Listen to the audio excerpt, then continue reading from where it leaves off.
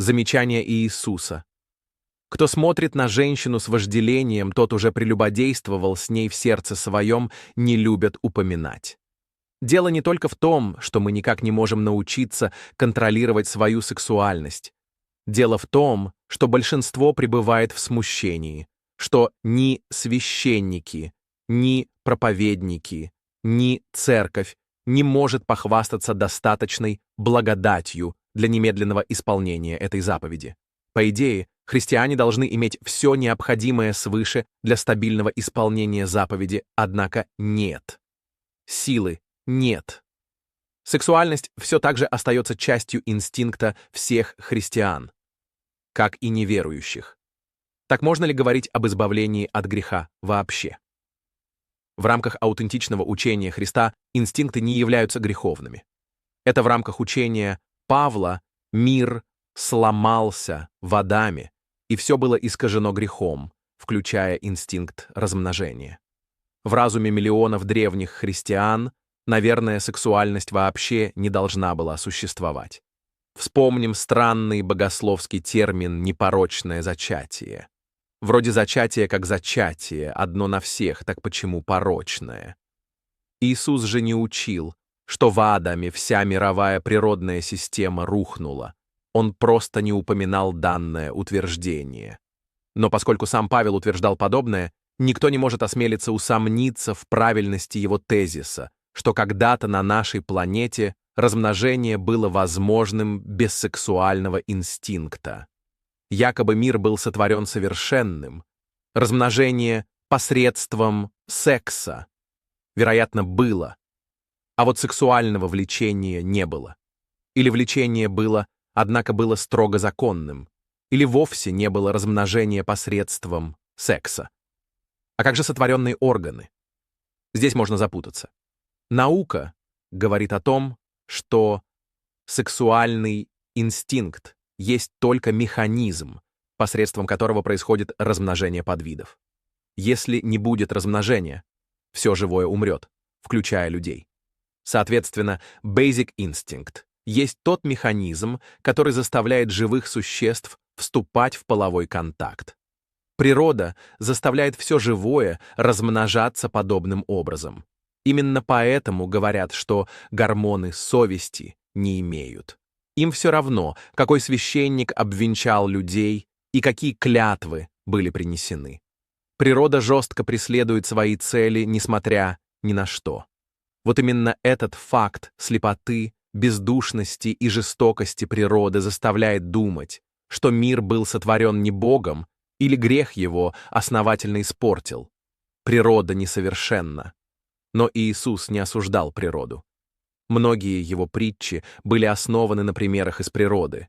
Семя брошено в землю, оно попадает на плохую каменистую почву и умирает, засыхает, не дав плода.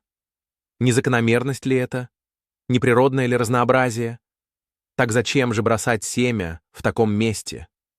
Потому что в природе все так, как получится и где придется. Это механизм, который существует сам по себе и независимо ни от чего. Верблюд не пролезет в игольное ушко, сучок из глаза сам собой вряд ли выпадет, птица обязана искать еду, собаки и свиньи не могут судить о красоте. Иисус созерцал природу такой, какая она есть, и не жаловался по этому поводу.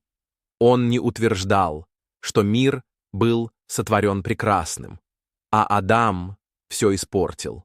Иисус любил природу.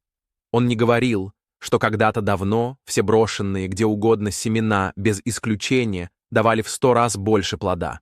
Почему? Поскольку Иисус не говорил об этом и не выказывал никакого сожаления, вероятнее всего, природа всегда была такой. Это наиболее логичное предположение. Что толку сожалеть о том, чего никогда не было? Исходя из этого, сексуальный инстинкт был всегда. Мир был изначально сконструирован и создан с данным и другими инстинктами, со всеми закономерностями, которые беспристрастно фиксирует наука. Почему же Бог сотворил такой несовершенный мир, где случайный пожар может спалить спящую семью? Какое облегчение было бы полагать, что в несовершенстве мира виноват Адам, Ева и грех? Однако если принять факт, что природа сотворена такой по указанию самого Бога, то придется смириться и принять иную идею замысла Бога. Да, природа слепа, это лишь машина.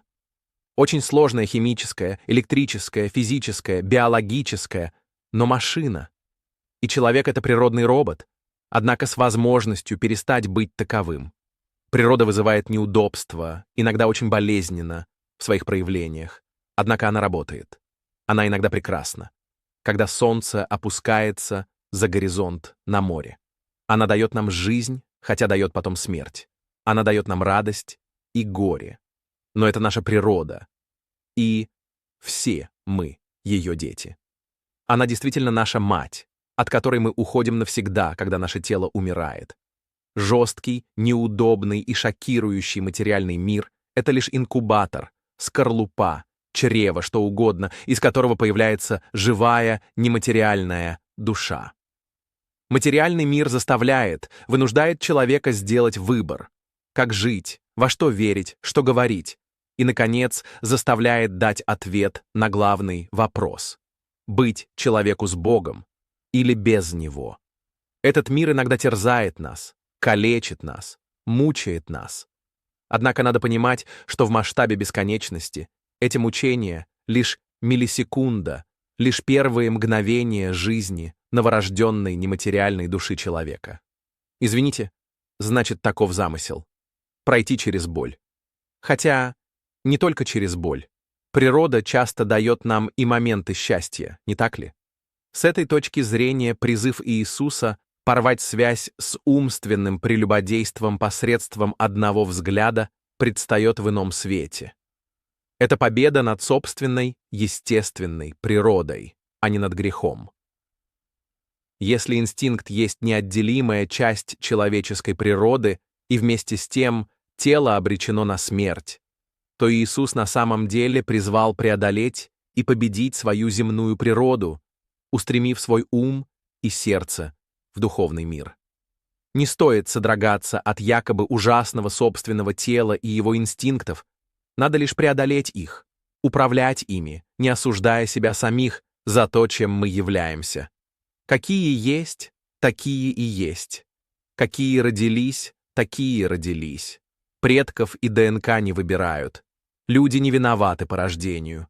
Они становятся либо спасенными, либо осужденными только на основании своих личных сознательных решений. Например, отказываясь верить. И здесь все складывается в логичную, непротиворечивую картину. Иисус призывал к вере, чистоте и стремлению к совершенству.